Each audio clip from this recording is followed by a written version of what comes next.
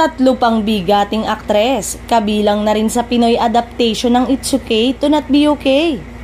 Pabigat na ng pabigat ang mga artistang kabilang sa upcoming kapamilya series na hango sa isang Korean hit series, ang Pinoy adaptation ng It's Okay to Not Be Okay.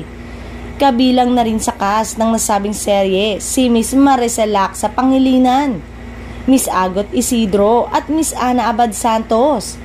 Napanood si Miss Maricel na ina ni New Gen phenomenal actor Donnie Pangilinan sa Kapuso Afternoon series na Lilet Matias, attorney at law na pinagbida ni Joberry.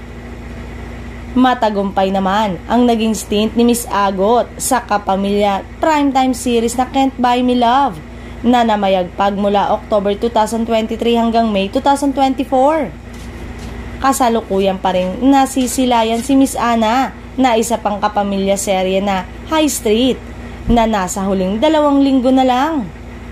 Makakasama nila ang mga nauna nang ipinakilala na sina Ann Curtis, Joshua Garcia, Carlo Aquino, Enchong D, Kaori Yunoma, Zyril Manabat at ang isa pang napapabalita na si Albi Casino.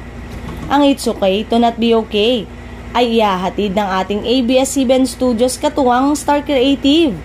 Samantalang ang Lizares Gamboa Mansion sa Jaro District, Iloilo City ang isa sa mga filming site ng nasabing serye.